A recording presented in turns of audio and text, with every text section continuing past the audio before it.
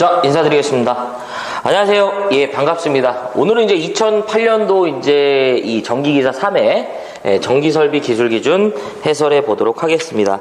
뭘 보고 뭘 버려야 될지 한번 이제 결정해 볼 텐데요. 자, 바로 한번 갑시다. 자, 81번이에요. 가공전선로의 그 지지물의 그 구성체로서 강관을 구성하는 철탑으로 갑종 풍합 하중에 대한 그 하중의 기준을 물어본 거죠. 자, 81번인데요. 갑종 풍합 하중이 됩니다. 그래서 우리가 이제 전선로라는 걸 설계함에 있어서 이제 바람에 대한 하중을 고려하는데요. 우리는 그 이제 전선로라는 거, 가공전선로죠.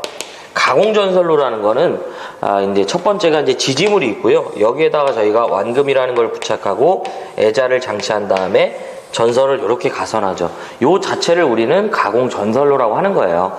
그래서 첫 번째가 우리는 지지물을 설계할 때 고려되는 이제 하중을 얘기하는 건데, 그래서 첫 번째가 우리는 지지물이 되는데요. 지지물. 대표적으로 저희가 지지물로 목주나 그 다음에 철주, 그 다음에 철근, 콘크리트주가 되고요. 이때 갑종 풍합 하중은 얼마가 되냐면 588 파스칼이 됩니다. 예. 자, 두 번째가 철탑의 경우 얼마가 된다? 1255가 돼요. 여기서 이제 여러분들 좀 이제 확인하셔야 될 게, 이제 철주나 철근 콘크리트주는 588일 수도 있고 아닐 수도 있는데, 얘는 원형일 때를 기준으로 합니다. 그래서 이게 좀 모양일 때 좀 다를 수도 있고요. 이렇게 가시고, 그 다음에 철탑도 1255가 아닌 경우가 있는데, 그냥 요대로 가셨으면 해요. 우리나라 이제 이 철주나 철근 콘크리트주는 원형주기 때문에 거의 이 문제를 내고요. 철탑도 강관을 구성하는 거기 때문에 거의 이 문제만을 낸다고 보시면 돼요. 자, 그 다음에 두 번째가 전선이 돼요. 전선. 첫 번째가 복도체 또는 뭐가 된다? 다도체를 구성한답니다. 그래서 한 상의 전선을 두 가닥 이상으로 해서 그러니까 한 개의 전선을 설치한 효과를 보도록 한 거죠. 그래서 666이 되고요. 두 번째가 바로 뭐가 되냐면 복도체가 아닌 기타의 전선을 말한다. 단도체다라고 주어지면 이때는 745가 되겠습니다. 자, 그 다음에 세 번째가 애자장치가 돼요. 그래서 지금은 요 전선에 대한 얘기를 한 거고요. 그 다음에 요거 애자장치, 애자에 대해서는 1039가 되겠습니다. 그 다음에 네 번째가 완금 또는 완철이라고 하고요. 이때는 얼마가 되냐면 1196이 되겠습니다. 이렇게 되는 거죠. 그래서 지금 물어본 건요, 지지물에 대한 것이고요. 바로 뭐냐면 철탑에 대한 갑종 풍합 하중이기 때문에 1255인 정답이 3번이 되겠다라는 거. 네. 자, 82번. 전력 보안 통신 설비인 무선용 안테나는 반사판을 지지하는 철근 콘크리트주의 기초 안전율은 얼마 이상인가? 무선용 안테나 또는 반사판은 전선로 주위를 감시할 목적으로 시설이 하는 것이 이제 아니다라고 하는데요. 자, 무선용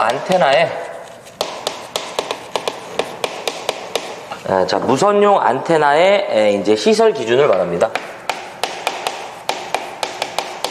자, 일단 요건 두 가지예요. 설치 이유랑 지지하는 지지물의 안전율에 대해서 시험 문제와 합니다.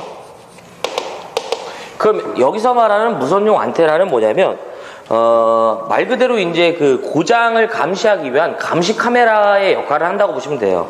우리가 이제 어떤 설비에 대해서 고장의 확률을 제로화할 수는 없죠. 하지만 이제 우리는 제로에 가깝게 노력을 합니다. 왜냐하면 제로화할 수 없는 게요, 내가 원해서 또는 원치 않아서 이제 그런 이 외부적인 환경, 내부적인 어떤 요인에 의해서 이제 그런 일이 발생할 수도 있기 때문에 방법이 없는 거죠. 다만 이걸 제로에 가깝게 할 때 가장 중요한 건요, 예방입니다. 예방. 그래서 고장이 자주 나는 부분에는 감시 카메라 같은 거 설치해갖고 어떻게 하는 거예요? 고장의 조짐이 발생했을 때 미리 싹을 제거하거나 정기적으로 점검을 때려갖고 거기에 대한 어떤 그 고장의 여지를 막는 거죠.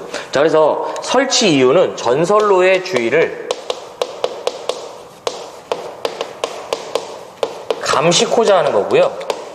그 다음에 지지물의 안전율은 1.5가 됩니다. 요거 이제 두 가지만 물어봐요. 그래서 무선용 안테나를 지지하는 이제 철근 콘크리트주의 안전율인데요. 1.5예요. 그래서 정답은 몇 번이냐면 이제 1번이 되겠습니다.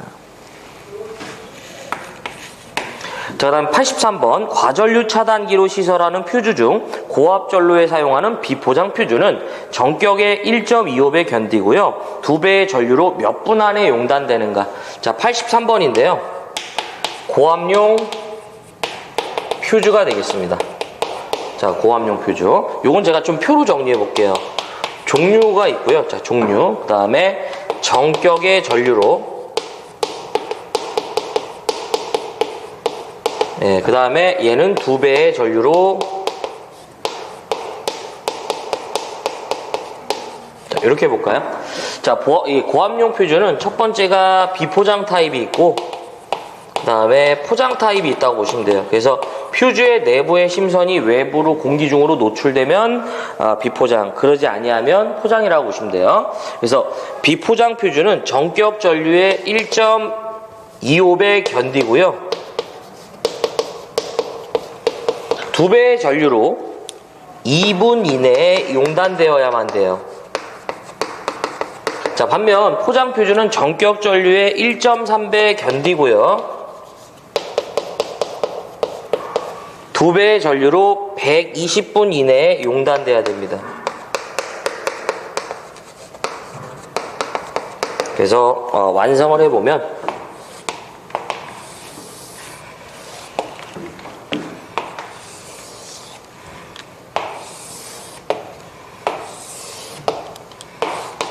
이렇게 되겠죠. 그래서 지금 문제에서 물어본 건요, 비포장 퓨즈는 전격의 1.25배 견디는데요, 2배의 전류로 몇 분? 2분 이내에 용단돼야죠. 그래서 몇 분이냐면 2분 물어본 거죠. 정답은 1번이에요. 자, 이렇게. 자, 넘어가 봅시다. 84번, 뭐 또 나왔죠. 가공전선로의 지지물 중 지선을 사용하여 그 강도를 분담하면 안 된대요. 다 지어보겠습니다. 지선의 시설 기준이죠. 뭐 빠지면은 서운한 이제 테마가 되죠. 지선과 관련된 얘기입니다.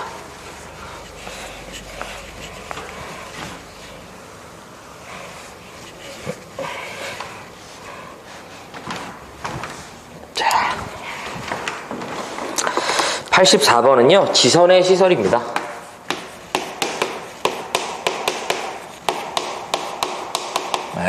또 나왔다. 첫 번째가 이 지선은 뭐예요? 지지물이 아닙니다.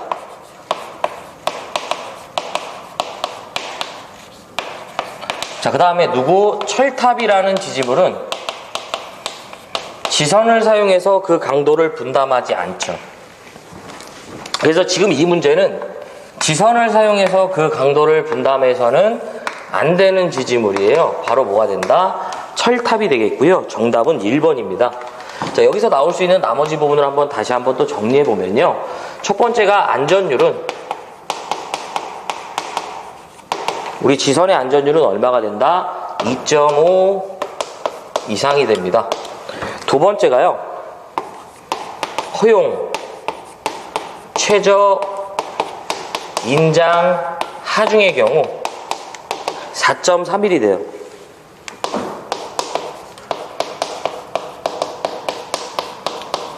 그 다음에 세 번째가 소선수는 3가닥 이상이 됩니다.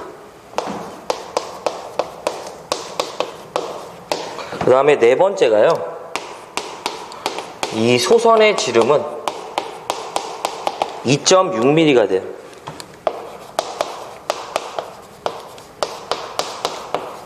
그 다음에 다섯 번째가 지선이 도로를 횡단 시 그 높이는 5m 이상이 돼요. 다만 그들이 어떤 교통에 지장의 우려가 없는 조건이라면 얼마가 된다? 4.5가 되겠습니다. 예. 그래서 이렇게까지 정리하시면요, 뭐 더 이상 나올 수 있는 부분은 없고요. 85번 갈게요. 금속관 공사에 대한 기준으로 옳지 않은 거예요. 자, 85번은 뭐가 된다? 금속관 공사가 되겠습니다. 자, 일단 여기서도 이제 두 가지를 좀 유심히 볼 건데요. 자, 일단은 얘는 뭘 한다? 접지를 해야죠. 자, 기억합시다. 그래서 첫 번째가요, 내부에 넣는 전선의 단면적을 말하는데요. 이 관 내에 넣을 수 있는 전선의 단면적은 10 스퀘어 이하가 돼야 됩니다. 이건 이제 단선을 기준으로 한 건데요. 이 자체만 기억하셔도 되고요. 두 번째가요, 이 콘크리트에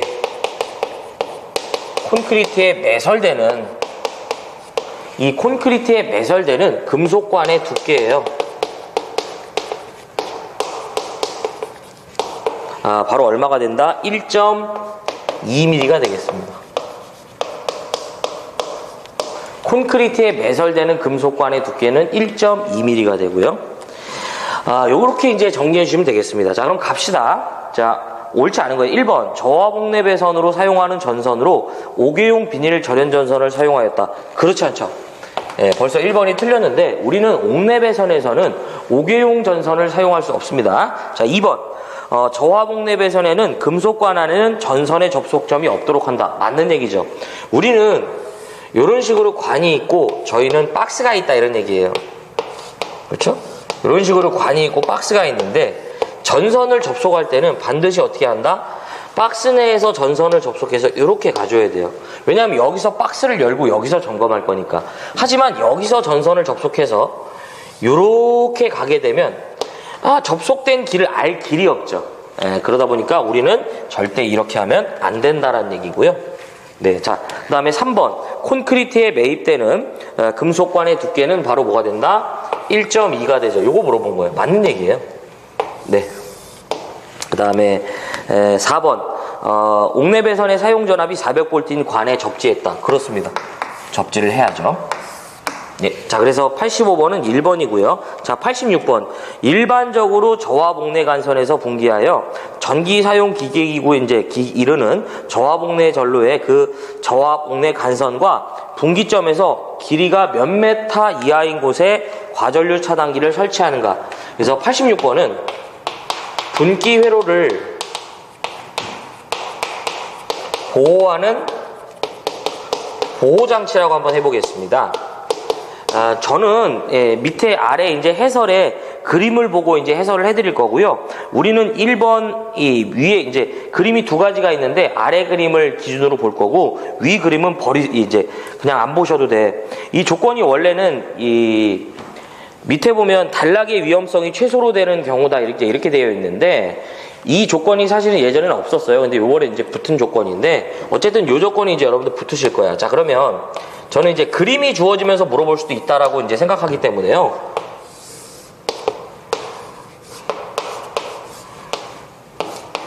요게 P1이 되고 요게 뭐가 된다? P2가 되겠습니다. 그럼 여기서 이제 간선이라고 했는데요. 요게 간선이에요. 그 다음에 요게 바로 뭐가 된다?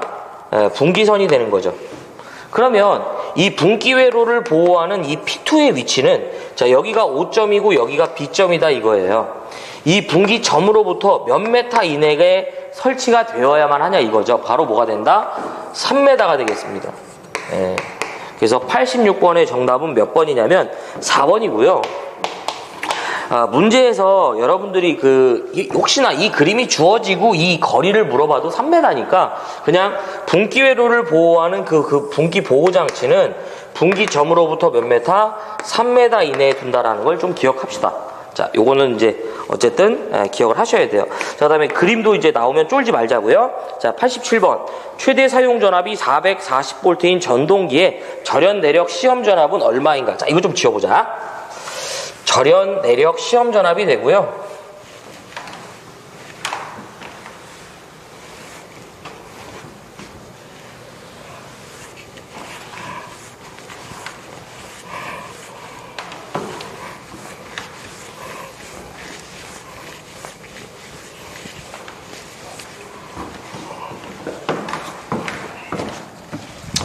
뭐 지선과 더불어서 어쨌든 뭐 그쵸? 87번이죠.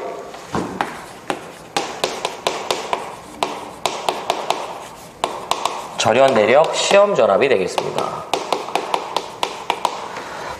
또 나왔죠? 또 나왔다. 그래서 자, 얘는 일단은 몇 분간? 10분간 가하는 거예요. 어디에? 권선과 대지간.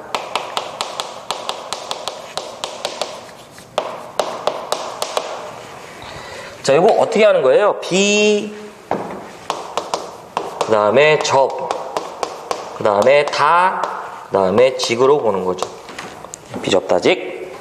자, 그래서 비는 뭐예요? 중성점, 비접지식을 말하죠. 그 다음에 접은 중성점, 접지식. 다는 중성점, 다중접지식. 직은 뭐예요? 중성점, 직접, 접지식을 말하죠. 자, 중성점 직접 접지일 때는 내가 측정하고자 하는 그들이 7kV 이하의 것으로서 측정코자 하는 그들의 전압의 몇 배? 1.5배를 10분간 가하는 거예요. 다만 이렇게 계산된 전압이 최저 전압인 500V에 미치지 못한다면 시험 전압은 500 이하란 얘기고요.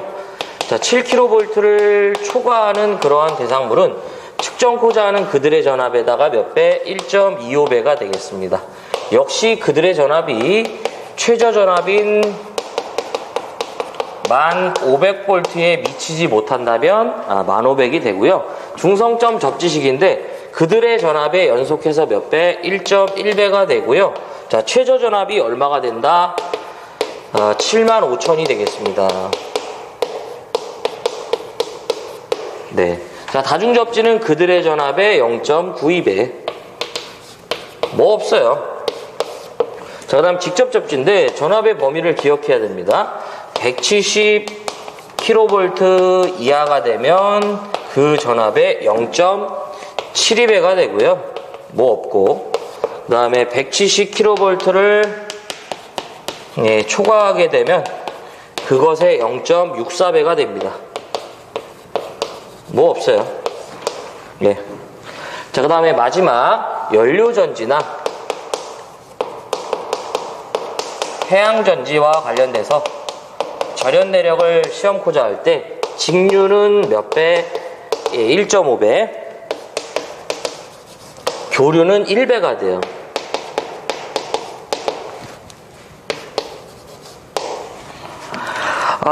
그래서 어쨌든 지금 접지에 대한 언급이 없죠. 우리는 접지에 대한 언급이 없으면 무슨 접지? 비접지라고 보시면 돼요. 시험코자 하는 대상의 전압이 440이죠. 엄연히 7kV 이하의 범주고요. 자, V가 이제 440이다 이거예요. 1.5를 하면 660V가 되죠. 최저 전압을 넘었네요. 그러니까 요 전압이 돼야죠. 그래서 정답은 몇 번이라고? 4번이 되겠다. 반드시 잡아줘야 될 예시죠. 자, 그 다음에 88번. 특고압 가공전선으로 그 케이블을 사용할 경우 기준으로 적합하지 않은 거예요. 자, 지워보자.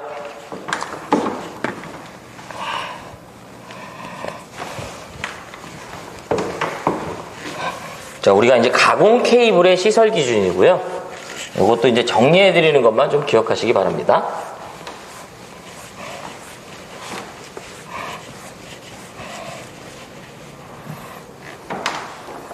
자, 몇 번이냐면 88번. 가공 케이블의 시설이 되겠습니다. 사실상 조가용선에 대한 기준을 얘기하고요. 네. 자, 일단은 조가용선은 우리가 뭘 한다? 접지를 하는 걸 기억하자. 자, 조가용선은 뭐냐면요. 우리가 웬만하면 우리 전기 쪽에서는 이 케이블이라는 전선을요, 가공으로 띄우려 들질 않습니다. 이유가 뭐냐면 불리함이 많아요. 그 이유는 뭐냐면 우리가 이제 이 전선을, 케이블을 설치할 때는 전선을 가선했을 때 어떻게 돼요? 이 전선의 처짐의 정도가 크니까 조가용선을 먼저 설치한 다음에 케이블을 이렇게 가선하는 거예요. 그 다음에 이 조가용선을 케이블에다가 묶어주는 거. 그러니까 이 케이블을 조가용선으로서 이제 이 묶어주는, 이제 이 조가용선은 케이블을 매달아주는 그런 역할을 하는 거죠. 그러니까 케이블을 이 케이블이 조가용선에 매달리게끔, 그렇죠? 이렇게 하는 역할을 하는 건데요. 자, 첫 번째가 행거로 시설 시, 행거라는 걸로 시설했을 때 0.5m 이하마다 지지합니다. 예. 두 번째가 굵기를 물어보면 무조건 22스퀘어예요. 22스퀘어 이상의 아연으로 도금한 강연선을 사용하라고 하는데, 또는 강철선 사용하라고 하는데 상관없습니다. 그냥 22스퀘어만 기억하면 돼. 그래서 기본적인 철에다가 아연으로 도금한 형태의 전선이다, 이런 얘기인데요. 이 물에 대한 신뢰성이 우수하다, 이런 이 얘기고요. 우수하기 때문에 저희가 이제 그렇게 해주는 거고, 그 다음에 금속 테이프나 내지 철 바인드, 요런 형태, 철 바인드, 요 지지점 간의 거리 얘기하는 거예요. 테이프로 휘감아 준다든지, 지지 시 얼마 이하마다 지지한다? 0.2m 이하마다 지지해 준다, 이런 얘기죠. 그래서 요렇게만 정리하시면 가공 케이블의 시설과 관련된 내용도 끝납니다. 그럼 갑시다. 적합하지 않은 거죠. 1번, 케이블은 조가용선에 의하여 행거로 시설할 수 있어요. 그렇습니다. 그렇죠? 예.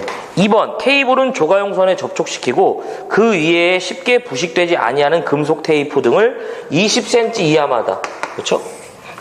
나선형으로 감아서 지지한다, 뭐 이런 얘기고요. 3번, 조가용선은 인장 강도 13.93, 예, 여기까지는 맞는데요. 예, 전선의 굵기 잘못됐죠. 예, 38이 아니라 22스퀘어입니다. 4번, 접지하죠. 그렇죠? 예. 자, 조가용선은 이제 접지를 하는 거죠. 예. 그래서 정답은 잘못된 게 3번이에요. 수치가 잘못됐어. 자, 89번, 수소 냉각식 발전기 등에 대한 그 기준으로 잘못 설명한 거예요. 89번, 수소 냉각식 발전기 등의 시설 기준을 말합니다. 예. 우리가 여러분들 이제 발전기든 변압기든 전동기든 용량이라는 게 결정되죠. 흔히 말해서 P는 VI잖아요. 근데 문제는 바로 I가 문제죠. 왜냐하면 실제로 흐르는 전류가 제한이 될 수밖에 없잖아요. 왜? 이게 전류가 이제 흐르게 되면, 도체에 전류가 흐르게 되면 I제곱 R에 의한 열이 발생하죠. 문제는 발생되는 열과 주위 온도의 합계값이 견디는 온도보다 커지면 얘는 녹습니다. 그렇기 때문에 흐르는 전류에 제한이 있다 보니까 용량의 제한이라는 게 결정이 되고요. 문제는 이거를 어떻게 냉각시키냐에 따라 또 달라진다, 이런 얘기죠. 그래서 좋은 냉각 매체로 공기 대신 저희가 수소라는 걸 사용을 하는데, 문제는 취급할 때 굉장히 조심해야 돼요. 그래서 수소는 압력과 반드시 온도를 계측하는 장비가 요구됩니다. 그 다음에 두 번째가 이 발전기는, 이 수소냉각식 발전기는요, 기밀구조입니다. 밀폐구조여야 돼. 그래서 이 내부로부터, 이 밀봉부로부터 이 누설된 수소를 어떻게 한다? 외부로 방출해줘야 돼요. 요게 이제 이 특정 공기랑 이 비율이 맞으면 폭발합니다. 그 다음에 세 번째가 발전기 안에 그 수소의 순도가 85% 이하가 되면 경보하는 경보장치를 두라고 그래요. 그래서 이렇게만 정리하시면 되겠다. 자, 그럼 갑시다. 잘못된 거죠. 1번, 발전기는 기밀구조, 제가 방금 말씀드렸죠. 그리고 또한 수소가 이제 대기압에서 폭발하면 압력에 견디는 강도일 것. 일단 맞는 얘기예요. 설명은 안 드렸지만. 2번, 발전기 안에 수소의 무슨 온도를 계측하는 장비가 필요하고요. 3번, 발전기 안에 수소의 압력. 그쵸? 맞는 얘기고. 미안합니다. 갑자기 이게 이 분필이. 자, 그 다음에 네 번째, 이 발전기 안에 수소의 순도가 85%, 여기까지는 맞는데요. 이상이 아니라 뭐예요? 이하가 돼야죠. 그래서 정답은 몇 번이냐면 4번이 됩니다. 이게 여러분들 문제를 그래서 끝까지 읽어봐야지. 예. 자, 그 다음에 90번. 고압 가공전선로에 사용하는 가공지선은 그 인장 강도가 5.26kN 이상의 것 또는 지름 몇 미리 이상의 나학 경동선을 쓰는가. 90번이죠. 가공지선의 시설이 되겠습니다. 그래서 우리가 이제 그 지지물에 보면 지지물의 최상단에 설치되는 전선을 말하고요. 이렇게 이제 왕금을 설치해서 이제 전선이 가선되죠. 이 꽃갈콘이 있잖아. 그 다음에 여기에 전선이 또 하나가 이렇게 가선되죠. 요게 바로 가공지선이죠. 그래서 두 가지의 역할을 주로 이제 한다고 보시면 돼요. 그래서 뇌가 직격했을 때 전선로를 보호하고요. 또 하나가 요놈은 차폐선의 역할을 겸하고 있어요. 지금 유도장의 경감도 한몫하고 있습니다. 그래서 첫 번째가 요놈은 고압인 경우와 두 번째가 특고압인 경우 요놈의 전선의 굵기를 물어봐요. 그러면 이게 무슨 얘기냐면 요 가공지선 아래에 전선의 전압이 고압이냐 특고압이냐에 따라서 굵기가 다르다 이런 얘기죠. 고압일 땐 뭐가 된다? 4mm 이상의 나 경동선을 쓰고 특고압일 땐 뭐가 된다? 5mm 이상의 나 경동선을 사용한다. 그래서 고압일 땐 얼마다? 바로 4가 되겠습니다. 그래서 정답은 몇 번이다? 3번으로 볼 수 있는 거죠. 자, 넘어가 보겠습니다. 91번 2차 접근 상태라 함은 가공전선이 다른 시설물과 접근할 경우 이 전선의 이 다른 시설물의 위쪽 또는 옆쪽에 수평거리로 몇 메타 미만인 곳에 시설되는 곳을 말하는가. 좀 다 지워볼게요.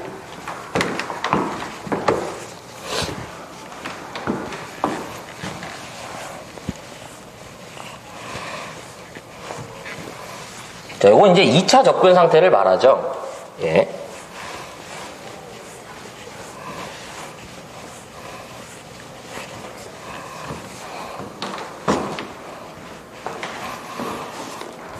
자, 몇 번이냐면 91번이죠.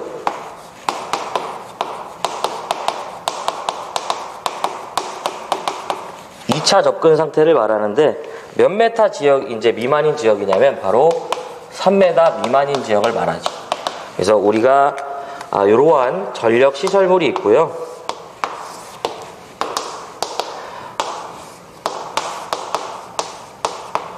특정 건조물이 있다, 이렇게 있다 이거죠. 네.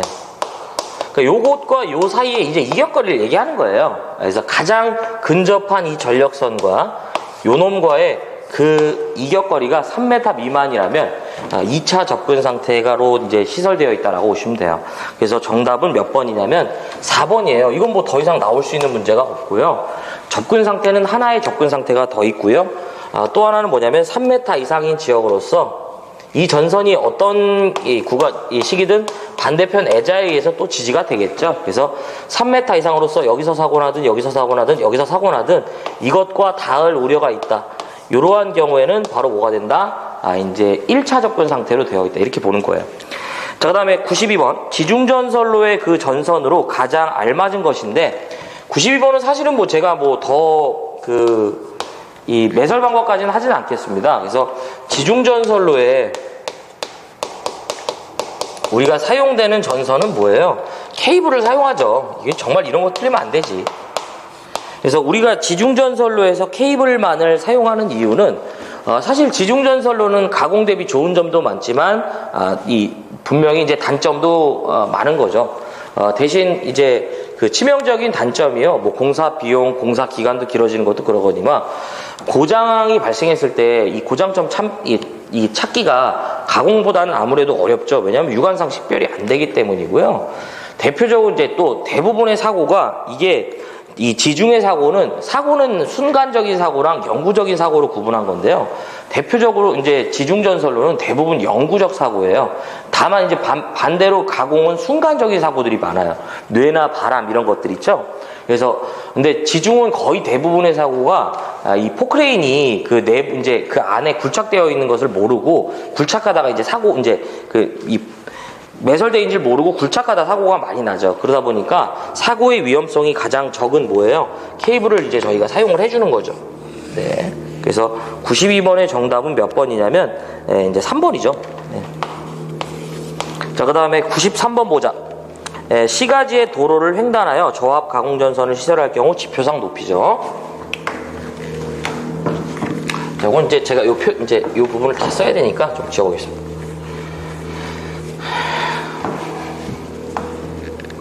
자, 93번은 가공전선의 지표상 높이가 돼요.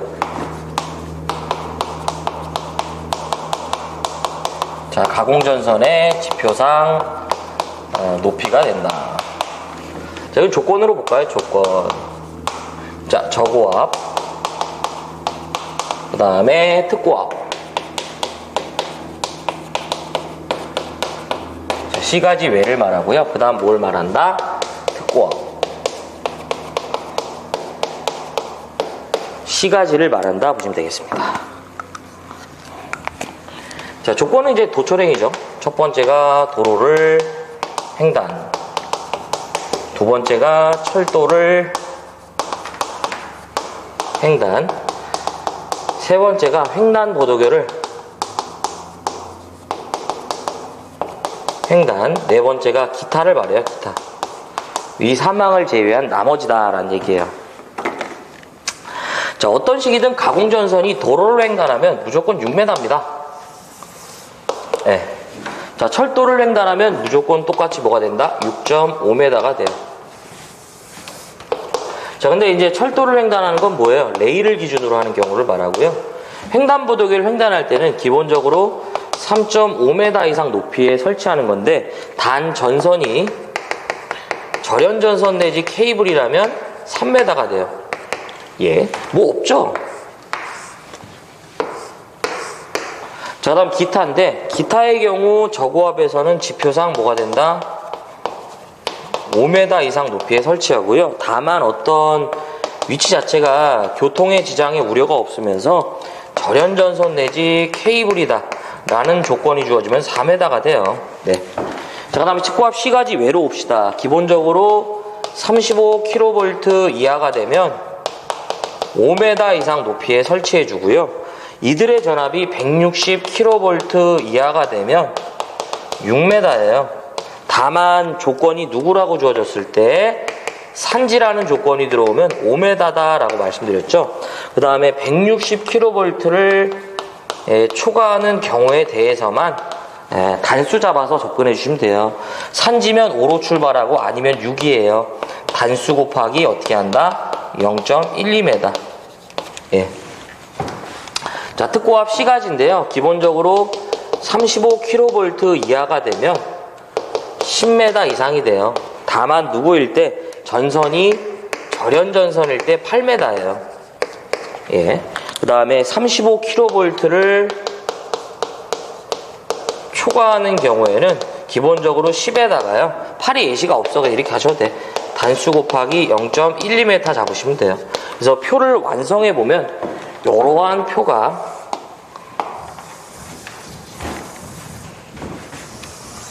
그쵸? 예, 나오는 거죠.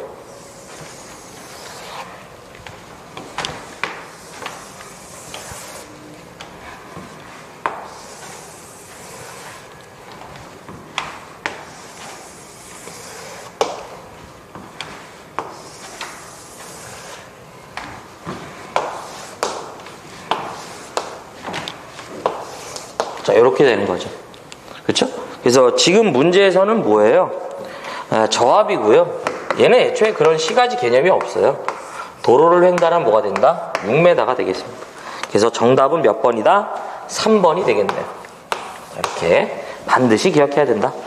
94번 사용전압이 35kV 이하인 특고압 가공전선과 저압 가공전선을 동일 지지물에 시설할 경우 양 전선 간의 이격거리네요. 자, 이 지워볼게요. 자, 이 가공전선과 가공약전선의 공용설치라고 합니다. 예전에는 이 부분을 공가라고 불렀는데 이제는 공가라고 부르지 않고요.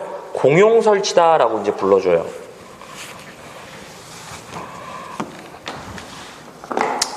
자, 94번이죠. 가공전선과 약전선의 공용설치라고 해요. 무슨 얘기냐. 이런 하나의 동일한 지지물에다가요.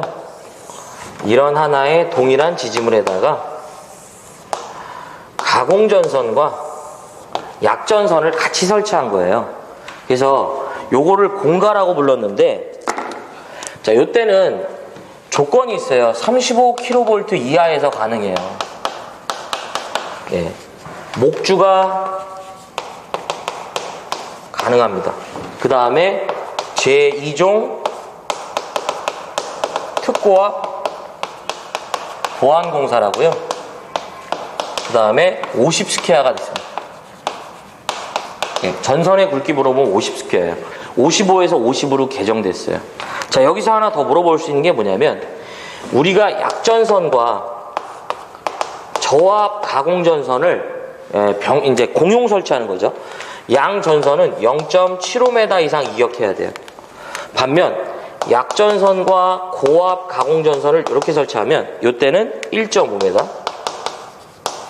이번에는 35kV 이하인 특고압 가공전선과 약전선을 공용 설치한 거예요. 이때는 기본적으로 2m인데 케이블일 때는 0.5가 돼요.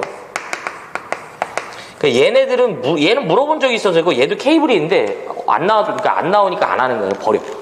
자, 그래서 지금 문제에서 물어본 거는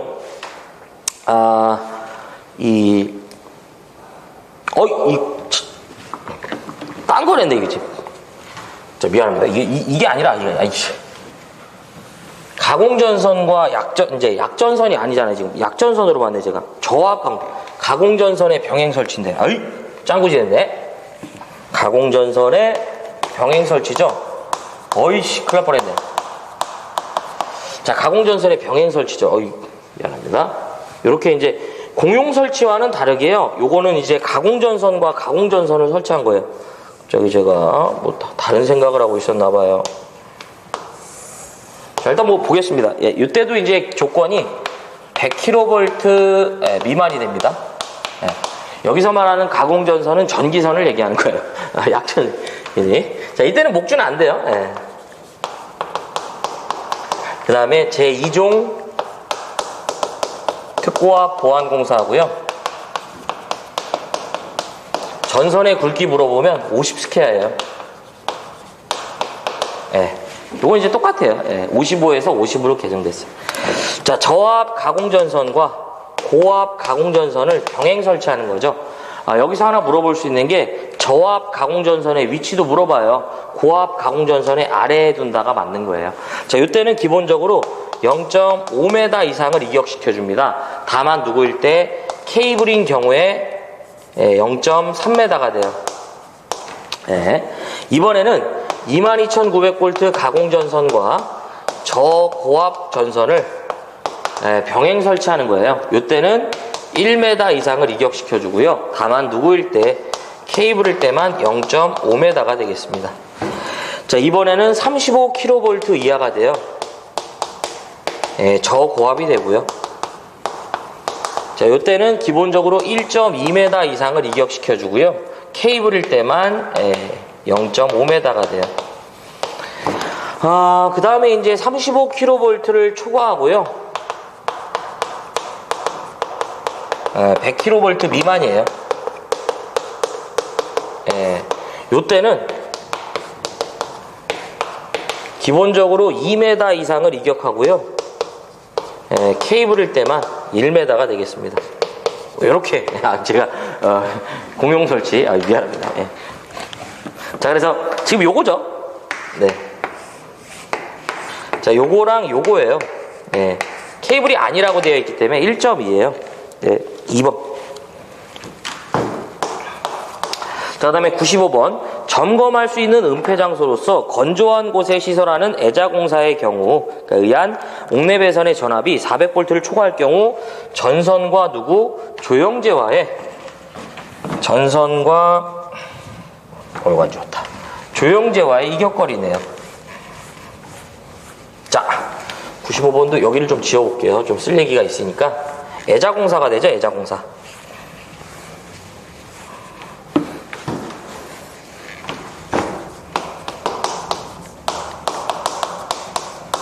자, 첫 번째가 인입용 비닐 절연 전선을 시설할 수 없어요. 요걸 저희가 DV 전선이라고 그래요. 네. 두 번째가 전선을 조영제를 따라 시설 시 전선을 조영제를 따라 시설 시 2m 이하마다 지지합니다. 그러니까 전선을 특정 어떤 면을 기준으로 시설할 때 이제 2m 이하마다 이제 이 지지해줘라 이런 얘기고요. 세 번째가 전선과 전선, 그 다음에 전선과 조영제와의 이격거리가 돼요. 예. 자, 이때 전압이 되겠습니다. 네, 그 다음에 전선과 전선. 그 다음에 전선과 조영제가 되겠습니다.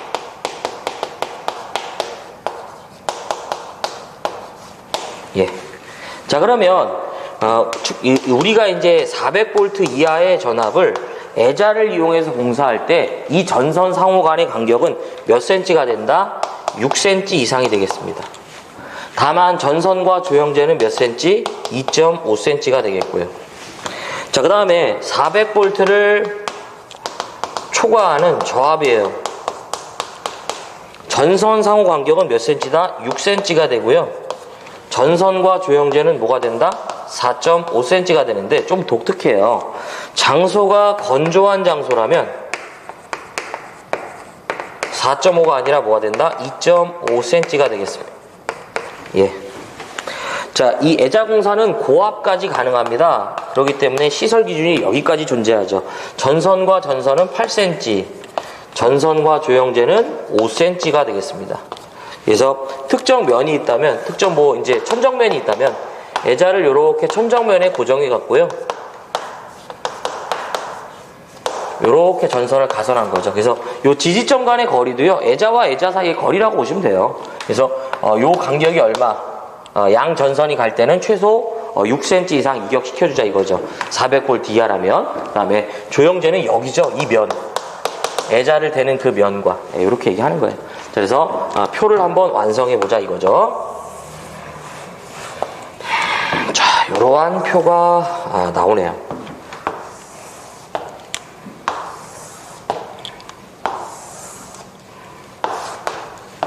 이렇게. 자, 그래서 지금 문제에서는요, 400V를 초과하고요. 그 다음에 전선과 조영제인데, 4.5인데요. 분명히 건조하다라는 언급이 있었으므로 2.5예요. 그래서 정답은 1번이죠. 네. 자, 96번. 발전소나 변전소, 개폐소, 또는 이에 준하는 곳에 시설하는 이제 개폐기 또는 차단기에 사용하는 압축 공기 장치의 그 공기 압축기는 최고 사용 압력의 1.5배의 수압에서 연속해서 몇 분간, 10분간을 얘기하는 건데요. 압축 공기 장치 등의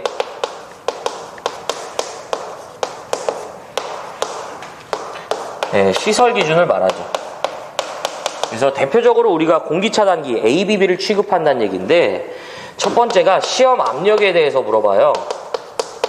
이 시험 압력이 수압일 경우가 있고 그 다음에 기압일 경우가 있는데 배수까지 기억을 해야 돼. 수압은 1.5배에 10분이고요. 기압은 1.25배에서 10분간 견뎌야 돼요. 그 다음에 두 번째가요. 이 압축 공기를 저장하는 이 공기 탱크는 최소 몇 회? 1회에 공기 압축기에 공기 보급이 없더라도 컴프레셔죠. 고장났을 때 최소 1회의 차단 및 투입이 가능하도록 상시 이 압축 공기를 저장해 두어야 하고, 세 번째가 여기에 사용하는 압력계의 눈금을 물어봐요. 그래서 이 압력계의 눈금은 최소 그 압력의 1.5배 이상 3배 이하가 돼야 돼요. 그래서 이렇게 정리하시면 되고요. 지금 문제에서는 수압이고 1.5배까지는 줬는데 몇 분 물어본 거죠? 바로 10분이 되겠습니다. 그래서 정답은 2번이 되겠어요. 그래서 여기까지가 2008년도 이제 기사 3회 기술 기준에 관한 내용이고요. 뭘 보고 뭘 버려야 될지 한번 결정해 봅시다. 자, 81번 이제 풍압 하중 문제인데요. 무조건 해야 되고요. 82번 무선용 안테나 해이죠. 83번 이 고압용 퓨즈에 대한 내용인데 꼭 기억하시고요. 84번 지선도 해야 돼요. 85번 금속관공사 해야죠. 그 다음에 86번 분기회로를 보호하는 보호장치에 대한 그 얘기인데 반드시 해야 됩니다. 그림 나와도 쫄지 말자. 87번 절연 내력 반드시 해야 되고요. 88번 가공 케이블에 대한 얘기 해야죠. 그 다음에 89번 수소 냉각식 발전 해야 되고요. 90번 가공지선의 굵기 꼭 해야죠. 자, 그 다음에 91번 2차 접근 상태 3m 미만 해야 됩니다. 92번 뭐 이거 주는 문제죠. 지중전선로의 전선. 93번 요거 이제 그 가공전선의 지표상 높이 해야죠. 그 다음에 94번 여기서 아까 병행 설치를 얘기했어야 되는데 이제 공용 설치를 먼저 얘기했는데요. 어쨌든 뭐 병행 설치도 여러분들 꼭 이제 둘 다 기억하셔야 돼요. 자, 그 다음에 95번 애자공사죠. 해야 되고요. 마지막 요거 압축 공기 장치 등에 대한 시설 기준을 말합니다. 하셔야 됩니다. 그래서 이해는 버릴 문제가 없네요. 자, 이제 여기까지가 2008년도 이제 3회 기사 문제가 되고요. 저는 다음 회차 때 이어서 뵙도록 하겠습니다. 시청해 주셔서 고맙고요. 올라가 보겠습니다. 고맙습니다.